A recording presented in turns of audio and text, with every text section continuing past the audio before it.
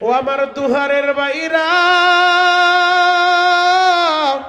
যত জুলুম আর নির্যাতন নবীর উপরে করছে, নবী কিন্তু দাওয়াত দেওয়া বন্ধ করে দেয় নাই।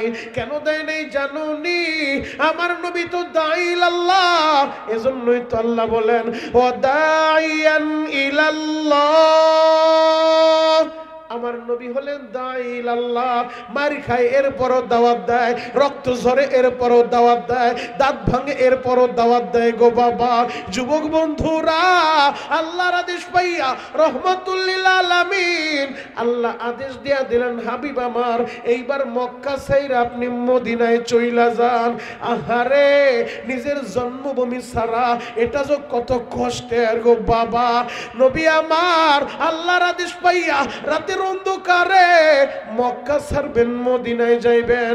এই আওয়াজটা পাওয়ার 6 মাস আগে আল্লাহর নবী তার আদরের সাহাবী হযরতে আবু বকরকে জানায় দিছে, ও আবু বকর, যে কোনো মুহূর্তে হিজরতের আদেশ চলে আসতে পারে। যদি হিজরতের আদেশ আসে, আমার ওই হিজরতের সাথী তুমি আবু বকর হইবা। নবী একবার শুধু বলছে, 6 মাস পার হয়ে গেছে। 6 মাস পরে হিজরতের রাতে নবী আমার আবু বকরের ঘরের দরজার সামনে যায় একবার শুধু আস্তে কইরা ডাক দিছে, আবু বকর। একটা ডাক দেওয়ার সাথে সাথে হযরত আবু বকর ঘরের দরজাটা খুইলা বলে, লাব্বাইকা ওয়া সাদাইকা ইয়া রাসূলুল্লাহ, লাব্বাইকা ওয়া সাদাইকা ইয়া রাসূলুল্লাহ। ওগো আল্লাহর নবী, আমি হাজির, আমি হাজির। নবী বলে, আবু বকর রে, এই গভীর রাতে মক্কা মানুষগুলা ঘুমায়, ও আবু বকর তুমি কি ঘুমাও নাই? আবু বকর চোখের পানিটা ছেড়ে দিয়ে বলে, নবী গো, আমি কেমনে ঘুমাইব? আজ থেকে প্রায় 6 মাস আগে আপনি আমারে বলছিলেন যে কোন মুহূর্তে আদেশ চলে আসবে, হিজরত করার লাগবে। নবী গো, আপনার ওই আদেশ পাওয়ার পর থেকে এই 6 মাসের ভিতরে রাত্রি বেলা আমি আবু বকর আমার পিঠটা বিছানার সাথে লাগাই নাই, সারাটা রাত দরজার সাথে হেলান দিয়া দাঁড়ায় থাকতাম গো নবী। যদি আমি বিছানায় ঘুমায় থাকি, আপনি যদি আমার দরজায় আমারে একবার ডাক দেন, আবু বকর, আমি ঘুমের ঘরে থাকলে হয়তো দরজাটা খুলতে বিলম্ব হয়ে যাবে। আমার আল্লাহ যদি আবু বকর রে, আমার আল্লাহ যদি প্রশ্ন কইরা বসে, ও আবু বকর, আমার বন্ধু তোমার দরজায় যায় বারবার তোমারে ডাকলো, দরজা খুলতে দেরি হইল কেন? আমি কি জবাব দিব গো নবী? নবীজি, এই জন্য আমি আবু বকর এই 6 মাসের ভিতরে আমার পিঠটা বিছানার সাথে লাগাই নাই গো নবী। ও আমার যুবক বন্ধুরা, আবু বকর নবীরে কিভাবে ভালোবাসে, ওইভাবে নবীরে ভালোবাসতে হবে গো বাবা। রহমাতুল লিল আলামিন নবী আমার ঘর থেকে বের হয়ে গেছে। আবু বকর একবার ডানে আমার নবীর ডান দিকে চলে, আবার দৌড় দিয়া বাম দিকে চইলা আসে, আবার সামনে চইলা আসে, আবার দৌড় মাইরা পিছনে চইলা যায়।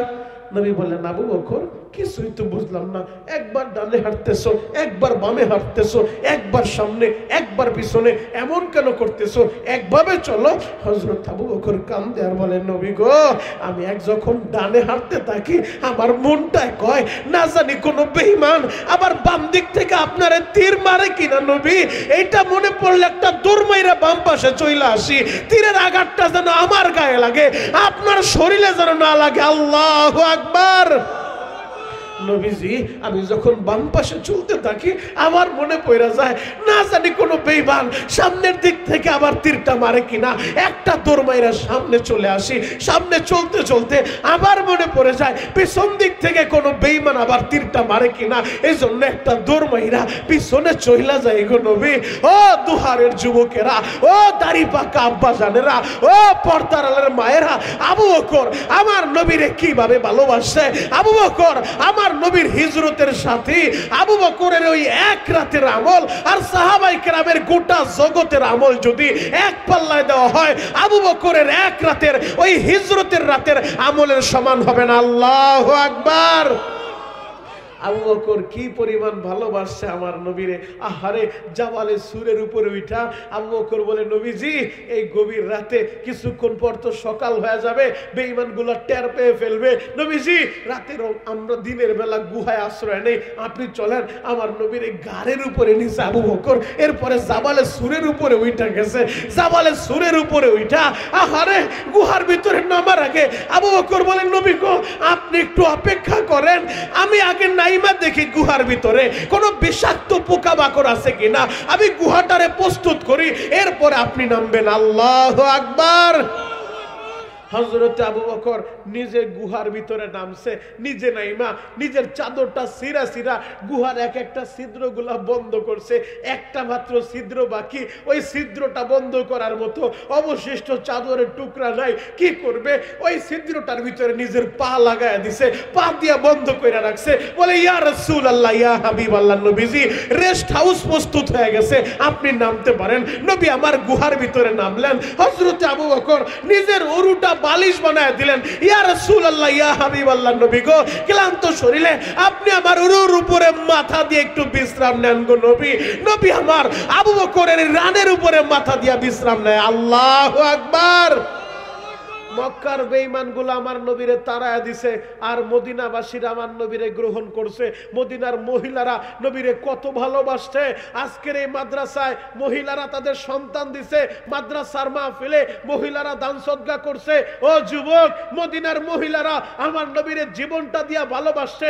মদিনার বৃদ্ধ মানুষগুলা আমার নবীরে জীবনটা দিয়া ভালোবাসছে।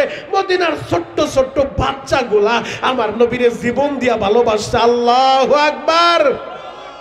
মদিনার মানুষগুলা যখন শুনছে রহমাতুল লিল আলামিন নবী আমার মক্কা ছাইরা মদিনা আসতেছে গো বাবা, একদিন দুই দিন না, ও হাজিরা যারা হজে গেছে তাদের কাছে জিজ্ঞেস করে দেখেন, এই দুহারের বহুত ছেলে ওই মক্কা মদিনায় থাকে, সৌদিতে থাকে, ওদের কাছে জিজ্ঞেস করে দেখবেন বাপ মদিনা একটা জায়গা আছে, এই জায়গার ভিতরে আইসা একদিন দুই দিন না 13 দিন পর্যন্ত সকাল থেকে বিকাল পর্যন্ত 162 জন যুবক বৃদ্ধ মিল্লা অপেক্ষা করতে থাকে কখন আমার দয়ার নবী মদিনার ভিতরে আসবে, মদিনার ভিতরে আসবে। দুহারের বাইরা রে মক্কাবাসী নবীরে তারা দেয়, আর মদিনার মানুষগুলা আমার নবীরে রিসিভ করার জন্য, আমার নবীরে স্বাগত জানার জন্য মদিনার বাইরে আইসা সকাল থেকে বিকেল পর্যন্ত অপেক্ষা করতে থাকে 162 জন যুবক গো বাবা। ও যুবক বন্ধুরা, তোমাদের মতো যুবকেরা আমার নবীর জন্য পাগল গো, 13টা দিন অপেক্ষা করতেছে। হঠাৎ করে বিকাল বেলা সবাই ডাক দিয়ে বলে, মনে হয় আজকেও নবী আসবে না, চলো আমরা বাড়ি চইলা যাই। হঠাৎ করে একটা যুবক খেজুর গাছের উপরে উঠছে, খেজুর গাছের উপর থেকে মদিনার মানুষের ডাক মারছে, ও মদিনার মানুষেরা তোমরা যাইও না, একটু অপেক্ষা করো। ওই যে মরুভূমির মাঝখান দিয়া মনে হয় কে যেন মদিনায় আসতেছে, মদিনায় আসতেছে, মনে হয় আসমানের 4টা জমিনের নাই মাইছে, মনে হয় আমার দয়ার নবী আসতেছে। তোমরা যাইও না, যাইও না, নজর কইরা তাকা দেখো, মরুভূমির মাঝখান দিয়া আসমানের 4টা মনে হয় আসতেছে। মদিনার মানুষগুলা পাগল হয়ে গেছে, কেউ পাহাড়ের উপরে উঠে, কেউ গাছের উপরে উঠে আমার নবীরে দেখার লাইগা। নবী যখন মদিনায় ঢুকছে গো বাবা, মুরব্বীরা নবীরে দেখার লাইগা চতুর্দিক থেকে ব্যারিকেড দিয়া ধরছে, যুবকগুলা ব্যারিকেড দিয়া ধরছে, যুবকগুলা স্লোগান দিতেছে, তলাল বাদরু আলাইনা। এই কবিতা পইরা পইরা মদিনার যুবকেরা, মদিনার তরুণ বাচ্চাগুলা আমার নবীরে স্বাগত জানাইতেছে গো বাবা। আমার নবীর জন্য আমরা জীবন দিতে পারি, এইভাবে তারা স্বাগত জানাইতেছে। সবাই আমার নবীরে দেখে, ছোট্ট একটা বাচ্চা, নাম তার উবাদা। উবাদা বলে, বাবা গো আমি তো নবীরে মানুষের বীরে ভালোভাবে দেখতে পারি না, আমার একটু কোলে নাও গো বাবা, আমি একটু নবীরে ভালোভাবে দেখবো। আল্লাহু আকবার। ছোট্ট ছেলে বাবার কোলে উঠা আমার নবীরে দেখতেছে, নবীজি আপনার চেহারাটা কত সুন্দর গো নবী, আপনার চেহারাটা কত সুন্দর গো নবী, তবে ঠোঁটটা ফাটা কেন নবী, এই জায়গায় আঘাতটা কিসের গো নবী। এই কথাটা বলার সাথে সাথে নবীর ঠোঁটটা লাফানো শুরু হয়ে গেছে, চোখের পানি জড়ায় নবী আমার বলে, উবাদা রে, একটা বেঈমান ওই তায়েফের ময়দানে যখন তায়েফের যুবকগুলা আমারে মারতেছিল, একটা বেঈমান এমন ভাবে আমারে ঘুষি মারছে রে উবাদা, আমার ঠোঁটটা ফাটা দিছে, উবাদা কান্দে আর বলে, নবী গো,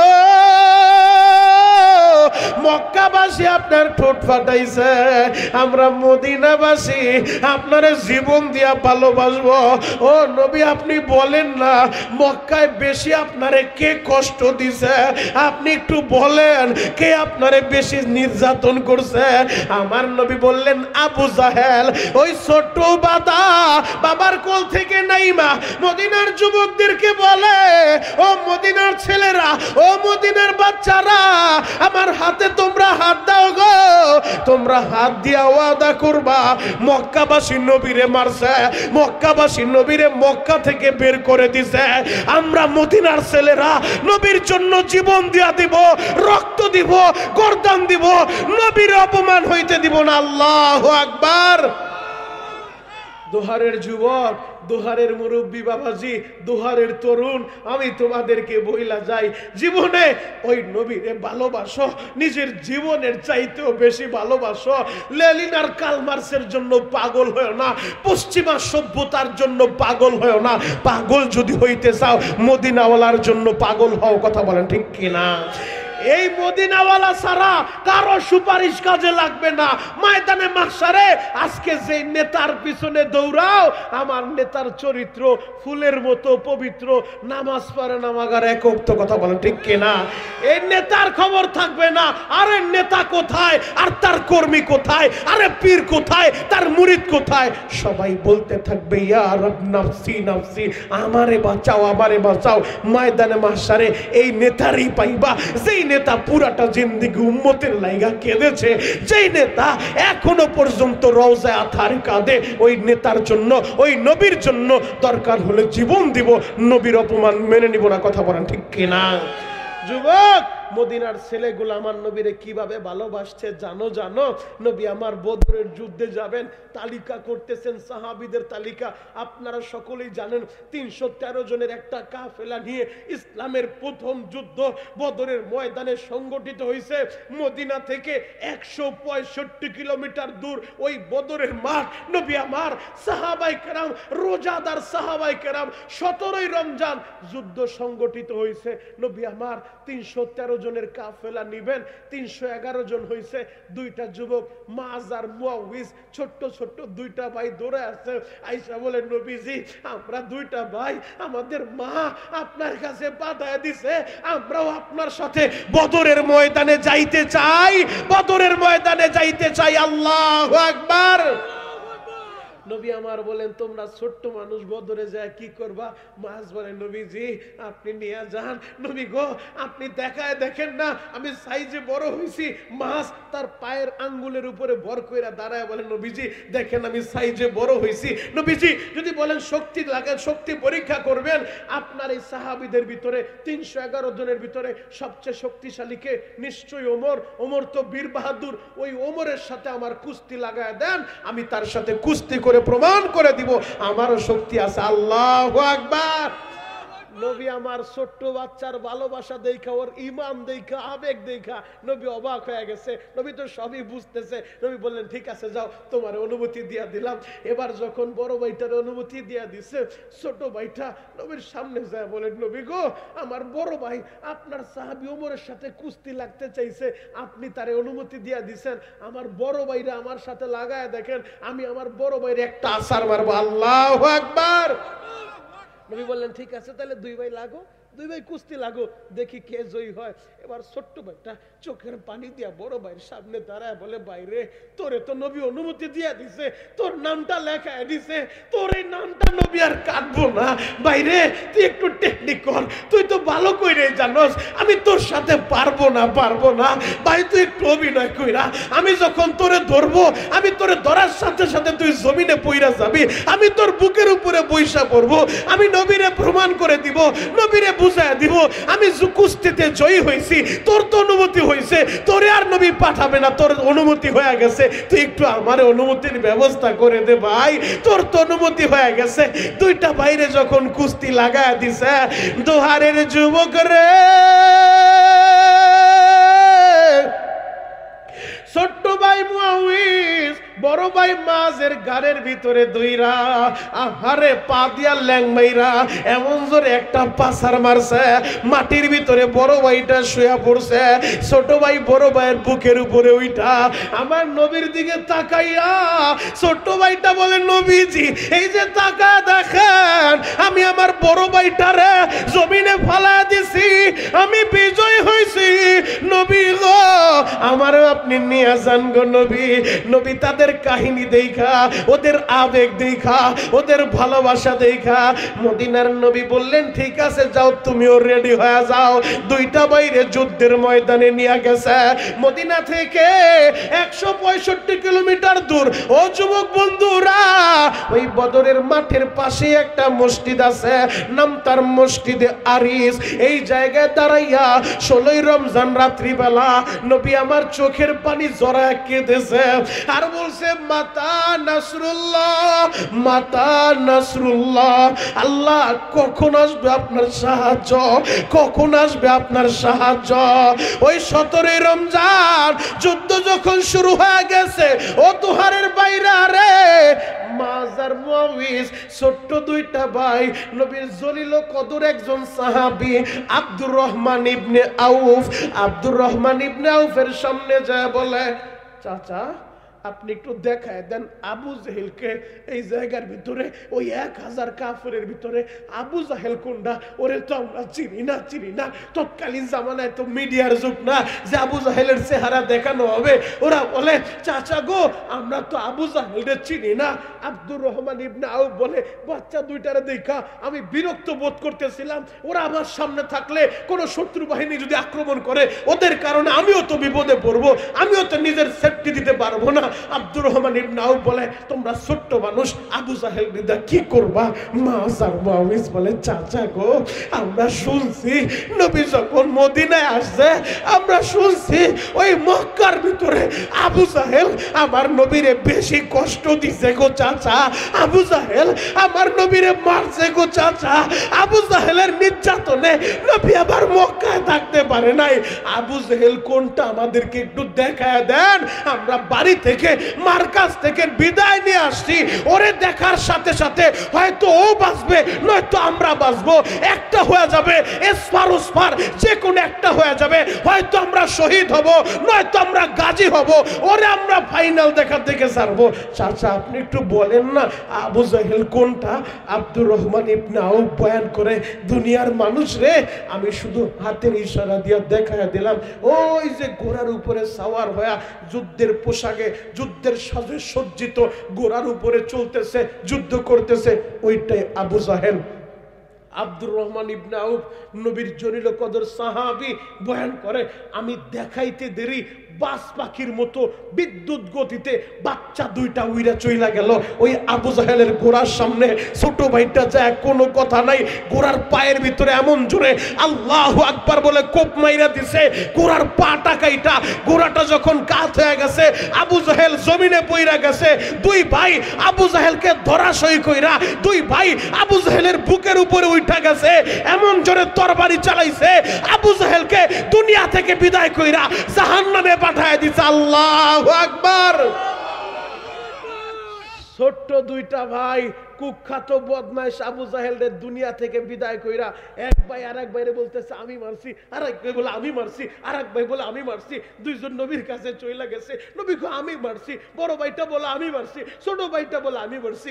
নবীজি বলে তোমাদের দোনো ভাইয়ের ছুরিতেই তো রক্ত দেখা যায়, তোমরা দুইজনে মিল্লাই মারছো। আল্লাহু আকবার। যুবক, মাজার মুআউইজ আমার নবীরে কিভাবে ভালোবাসছে, নবীরে এইভাবে ভালোবাসতে হইব, জীবন দিয়া নবীরে ভালোবাসবো। নবীর অপমান কখনো আমরা মেনে নিব না, কথা বলেন ঠিক কিনা?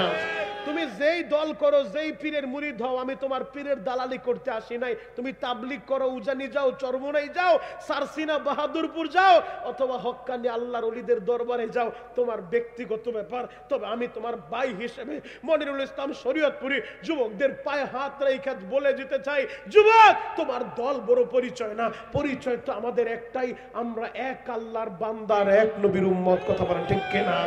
এটাই আমাদের বড় পরিচয়। আমাদের কাবা এক, আমাদের মদিনা এক, আমাদের কোরআন এক। সব যদি এক হয়, দলাদলি সব বাদ দেন, দলাদলি সব বাদ দেন। কে টুপি চোক্কা পরলো, কে টুপি নিচা পরলো, কে টুপি পাসকুলি পরলো, কে জামা ফাড়া পরলো, কে জামা লম্বা পরলো, এগুলা নিয়ে এখন আর মারামারির টাইম নাই। এখন ঐক্যের সময়, ঐক্যবদ্ধভাবে মাঠে ময়দানে যুবকদেরকে জাগ্রত হতে হবে, মাঠে ময়দানে কথা বলতে হবে, চোখ কান খোলা রেখে সামনে অগ্রসর হতে হবে, কথা বলেন ঠিক কিনা? যুবক বন্ধুরা, 3 নাম্বার যেই কথাটা বলতেছিলাম, তাল্লুক মাল ওয়ালিদাইন, সম্পর্ক গড়বা মা বাবার সাথে। মা বাবার খেদমতটা কইরা জান্নাতটা তোমরা কামায় নিও। তোমার মা বাইচা আছে, তোমার জান্নাতটা তোমার ঘরে আছে। তোমার বাবা বাইচা আছে, তোমার জান্নাতটা তোমার ঘরে আছে। যুবক, যেই দিন হারাইবা, সারা দুনিয়া ঘুরবা, বাবার মতো একটা দরদি পৃথিবীর কোথাও পাইবা না, কথা বলেন ঠিক কিনা? এই দোহারের ছেলেরা আজকে প্রবাসে যায় টাকার মুখ দেখছে, সবাই টাকার মালিক, বড় বড় অট্টালিকা করছে। আজ থেকে 20 বছর আগে এত টাকা দোহারবাসীর ছিল না। আজ থেকে 30 বছর আগে এই দোহারের মানুষ এত শিল্পপতি ছিল না। আজকে যেই বাবা পরের জমিতে কামলা দিয়া কষ্ট কইরা সন্তানদের লেখাপড়া করাইছে, মানুষ বানাইছে, ওই সন্তান অনেক সময় মানুষ নামের অমানুষ হয়ে যায় টাকার মুখ দেখা, আর মা বাবার খবর নেয় না, কথা বলেন ঠিক কিনা? বহুত কপালপুর এমন আছে, জ্বলন্ত একটা প্রমাণ তোমাদেরকে বলে যাই। গত 3 দিন আগে আমি নিউজ দেখলাম, আমাদের ওই গাজীপুরের ভিতরে, গাজীপুরে একটা কপালপোড়া সন্তান তার বাবারে গাজীপুর ওই জয়দেবপুরে বাবারে জঙ্গলের ভিতরে ফেলে রাইখা সন্তানগুলা বাইগা চলে আসছে। 3টা দিন শীতের ভিতরে বাবা দুকুমিয়া আরে জয়দেবপুর জঙ্গলের ভিতরে শীতের ভিতরে পয়রা থাকতে থাকতে অসুস্থ হয়ে গেছে। এলাকার মানুষ থানায় খবর দিছে, লোকটারে চিনি না, জঙ্গলের ভিতরে পড়ে আছে। জয়দেবপুর থানার ওসি যা মুরব্বীরা আইনা ট্রিটমেন্ট করানোর জন্য হাসপাতাল ভর্তি করছে।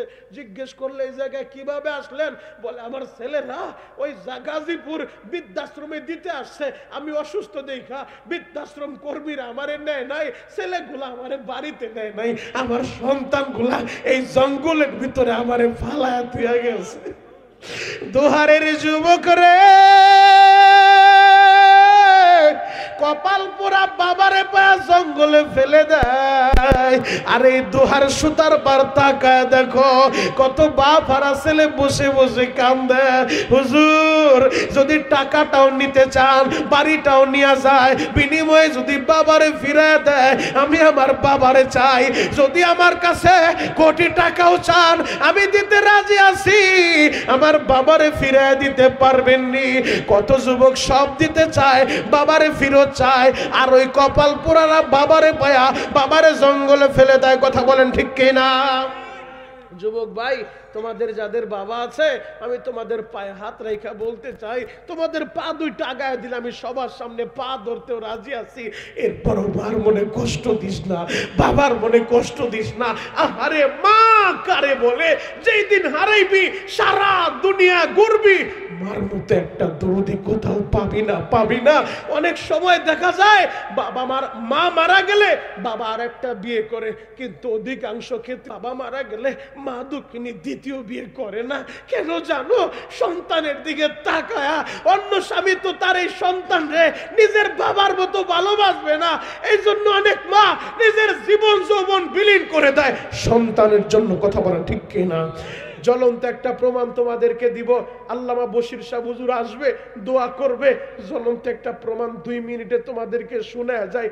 ও যুবক, মা কারে বলে, মা কারে বলে, চাঁদপুরের বাস্তব একটা ঘটনা তোমাদেরকে শোনা যায়। চাঁদপুরের সন্তান আব্দুল্লাহ, তার নাম, আব্দুল্লাহর বাবা মারা গেছে, তো আব্দুল্লাহর মা আর একটা বিয়ে করে নাই, নিজের সন্তানের দিকে তাকায়া সন্তানরে লেখাপড়া করাইবো, মানুষের মতো মানুষ করব, সন্তানরে প্রাইমারিতে ভর্তি করে দিছে। সন্তান লেখাপড়া করে, আস্তে আস্তে সন্তান হাই স্কুলে গেছে, এখন মেট্রিক পরীক্ষার বয়স হয়ে গেছে, ক্লাস 10-এ পড়ে, মেট্রিক পরীক্ষা দিবে। প্রধান শিক্ষক ডাক দিছে, আব্দুল্লাহ বাবা, সব ক্লাসে তুমি ভালো রেজাল্ট করো, আমরা তোমার দ্বারা আশা করি আমাদের স্কুলের মান সম্মান থাকবে, তুমি ভালো একটা রেজাল্ট করবে। বাবা, মেট্রিক পরীক্ষার জন্য ফর্ম ফিল আপের আনুষঙ্গিক কিছু খরচ আছে, প্রায় 1300 টাকার মতো খরচ হবে, ফিগুলা নিয়ে আইসো, ফর্মটা ফিল আপ করো। ছোট্ট ছেলে আব্দুল্লাহ চোখের পানি ছাইরা দিয়ে বলে, স্যার গো, আমি এই বছর পরীক্ষা দিব না। স্যার চোখ গরম দিয়া বলে, বাবা পরীক্ষা দিবি না মানে?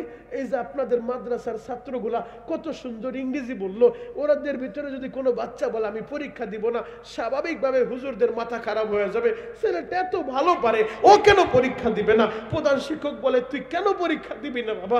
আব্দুল্লাহ বলে, স্যার আমি এই বছর ফর্মও ফিল আপ করবো না, পরীক্ষাও দিব না, আমারে কোনো প্রশ্ন কইলেন না, আমি পরীক্ষা দিব না, আমি আগামীবার পরীক্ষা দিব। স্যার এই কথা বইলা বাসায় চলে আসছে। মা দক্ষিণী ছেলের চেহারার দিকে তাকায় বুঝতেছে ঘটনা কিছু একটা ঘটে গেছে। মা দক্ষিণী সন্তানের চেহারার দিকে তাকাইয়া মা বলে, আব্দুল্লাহ রে, ও বাবা কি হয়েছে? আব্দুল্লাহ বলে, মা কিছুই হয় নাই। মা বলে, বাবা তোর পেটে আমি জন্ম নেই নাই, আমার পেটে তুই জন্ম নিছস। মা এমন একটা মেডিসিনের নাম, সন্তানের চেহারার দিকে তাকাইলে বুঝতে পারে সন্তানের ভিতরে কি চলতেছে। তুমি বিদেশ থেকে আসছো, সবাই খবর নিবে আমার জন্য কি আনছো, কি আনছো।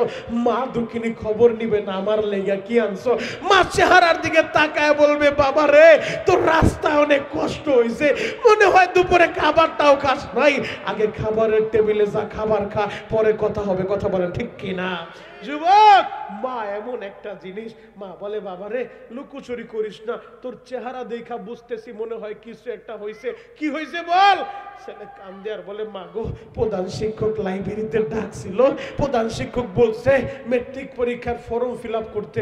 তুই কি বলছস? মা আমি বলছি পরীক্ষা দিব না। কেন এই কথা বলছস? তখন ছেলে বলে, মা গো, আমি যে পরীক্ষা দিব, এত টাকা তুই কই পাবি? আমার বাবা মারা যাওয়ার পর তুই পরের বাড়িতে বুয়ার কাজ করস রে মা। পরের বাড়িতে কাজ করলে তোরে ডাউল দেয়, চাউল দেয়, মোটামুটি আমরা খায়া চলতেছি। এক কাপড়ে বছরের পর বছর তুই কাটায় দেস রে মা, একটা নতুন কাপড়ও তুই কিনতে পারস না। ও মা, তাহলে পরীক্ষার এই ফি কোত্থেকে দিবা? এজন্য আমি নিষেধ করছি, আমি এবার পরীক্ষা দিব না। মা দুঃখিনী বলে, আব্দুল্লাহ রে,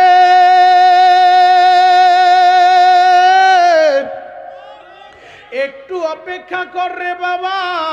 সন্তানদের দাঁড় করে একটা দৌড় মারছে, ঘরের ভিতরে যাইয়া একটা মাটির ব্যাঙাই না সন্তানের সামনে ভাঙছে। বাবা টাকাগুলো গুনতে থাক। ও আমার মায়েরা দিলের কানে কথাগুলো শুনো। মা কারে বলে? যুবক, মা কারে বলে? দেখ, মা বলে টাকাগুলো গণ। টাকাগুলো গুনতে গুনতে দেখে 1300 টাকার বেশি হয়ে গেছে। ছেলে বলে, মা বাবা মারা যাওয়ার পরে আমাদের তো টাকা আসার কোনো রাস্তাও আমি দেখি না, এতগুলো টাকা তুই কই পালি? ও মা, এই টাকা তুই কই পালি? মা দুঃখিনী কাপড়ের আঁচল দিয়া চোখটা মুছে আর বলে, বাবা রে, তুই যখন হাই স্কুলে ভর্তি হইছ, আমি এলাকার মহিলাদের কাছে বলছি আমার আব্দুল্লাহরে লেখাপড়া করাবো, বড় অফিসার বানাইবো। সব মহিলারা আমারে টিটকারি ভাইরা বলছে, তুমি ছেলেরে লেখাপড়া করাইবা, কলেজে অনেক টাকা লাগে পড়তে, এত টাকা তুমি কই পাইবা? মেট্রিক পরীক্ষায় টাকা লাগে, টাকা তোমারে কে দিব? তোমার ছেলে কোনোদিন অফিসার হইব না। বাবা রে, ওই মহিলাদের কথাগুলো আবার দিলে লাইগা গেছে রে বাবা। আমি তো তোরে বড় অফিসার বানাবো, আমি তোরে লেখাপড়া করাইবো বাবা। বাবা তুই তো জানোস আমাদের পালের মুরগি হাঁসগুলো আছে, প্রতিদিন 2টা ডিম রান্না করলে একটা তোরে দেই, একটা আমি মায়ে খাই। যেদিন থেকে আমি শুনছি তোর পরীক্ষার ফির জন্য টাকা লাগবে, তোর লেখাপড়া করাইতে অনেক টাকার দরকার হইব বাবা, বিশ্বাস কর ওই দিনের পর থেকে আমি মা কোনোদিন 2টা ডিম রান্না করি নাই রে বাবা, কোনোদিন 2টা ডিম রান্না করি নাই। আব্দুল্লাহ রে, আমি তোর বাগের ডিমটা রান্না কইরা তোর প্লেটে ঠিকই উঠা দিতাম রে বাবা, আর আমি মা আমার বাগের ডিমটা রান্না করতাম না, আমি নিজে না খায়া ওই ডিমগুলো জমায়া জমায়া আমি বিক্রি কইরা এই টাকাগুলো ব্যাংকে জমাইছি তোর লেখাপড়ার ফি দেওয়ার লাইগা। ও দোহারের যুবকেরা, ও সুতার পাড়ের যুবকেরা, তোমার আমার মা নিজেও তো এইভাবে না খাইয়া তোমার লেখাপড়ার খরচ জমাইছে, মুরগির ডিম বিক্রি কইরা, হাঁসের ডিম বিক্রি কইরা। যুবক রে, আজকে তুমি টাকার মালিক হইয়া ওই মায়েরে চিনো না, বাবারে চিনো না, যেই সন্তান মা পাইয়া মায়েরে চিনে না, মার খবর নেয় না, ওর মতো হতভাগা এই পৃথিবীতে কেউ থাকতে পারে না। কথা বলেন ঠিক কিনা? তাহলে মা বাবার খেদমত কইরা জান্নাত কামানোর দরকার আছে না নাই? নারায়ে তাকবীর, নারায়ে তাকবীর। শেখুল হাদিস হাজার আলেমের উস্তাদ, শেখুল হাদিস শেখুল উলামা আল্লামা বশির আহমদ সাহেব